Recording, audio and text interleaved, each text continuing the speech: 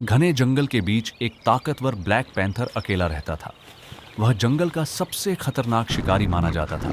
उसकी तेज आंखें, काला चमकता शरीर और खामोश चाल देखकर बड़े बड़े जानवर भी रास्ता बदल लेते थे। लेकिन इतनी ताकत होने के बावजूद उसके जीवन में एक गहरी खामोशी थी। हर शाम वह ऊंची चट्टान पर बैठकर पूरे जंगल को देखा करता था। धीरे धीरे सूरज ढल जाता, आसमान का रंग सुनहरे से नारंगी, फिर नीला और आखिर में गहरे अंधेरे में बदल जाता। कई बार ऐसा लगता था जैसे वह किसी का इंतजार कर रहा हो, किसी ऐसे साथी का जो उसकी खामोशी को समझ सके। एक दिन नदी किनारे उसने एक फीमेल पैंथर को देखा। वो धीरे धीरे पानी पी रही थी, लेकिन बहुत कमजोर और भूखी लग रही थी। उसके शरीर में ताकत नहीं बची थी। लग रहा था जैसे कई दिनों से उसे शिकार नहीं मिला हो। उसकी आंखों में डर भी था और थकान भी। ब्लैक पैंथर दूर खड़ा उसे देखता रहा। पहली बार उसकी आंखों में शिकार वाला गुस्सा नहीं, बल्कि चिंता दिखाई दे रही थी। कुछ देर बाद ब्लैक पैंथर जंगल के अंदर गया और एक हिरण का शिकार किया।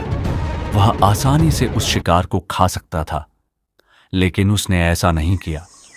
वह धीरे से उस शिकार को फीमेल पैंथर के पास छोड़कर चुपचाप अंधेरे जंगल में चला गया। तो उसने धीरे धीरे वो शिकार खाना शुरू किया। पहली बार दोनों के बीच एक अनकहा रिश्ता बन चुका था।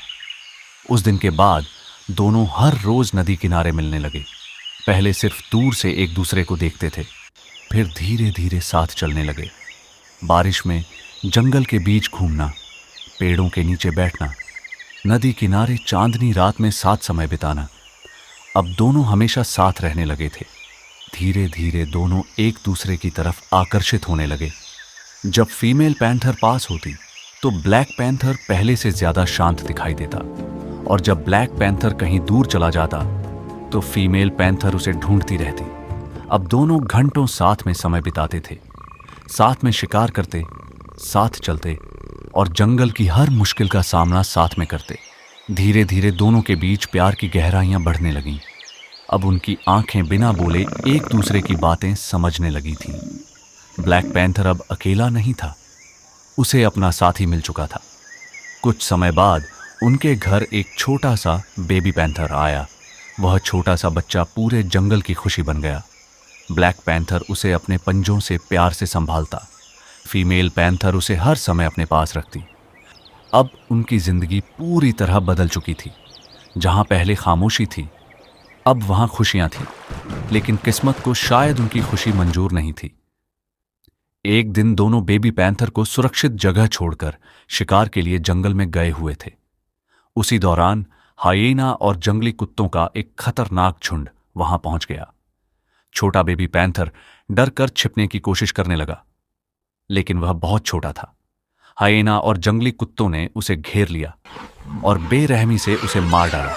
जब ब्लैक पैंथर और फीमेल पैंथर वापस लौटे तो उनका बच्चा जमीन पर पड़ा था। फीमेल पैंथर जोर जोर से रोने लगी। ब्लैक पैंथर बिल्कुल शांत खड़ा रहा। उसकी आंखों में आंसू नहीं थे, लेकिन उसके अंदर का गुस्सा धीरे धीरे आग बन चुका था। अगली रात ब्लैक पैंथर अकेला जंगल में निकला। कुछ देर बाद उसे जंगली कुत्तों का वही झुंड दिखाई दिया। ब्लैक पैंथर बिजली की तरह उन पर टूट पड़ा। उसकी दहाड़ से पूरा जंगल कांप उठा।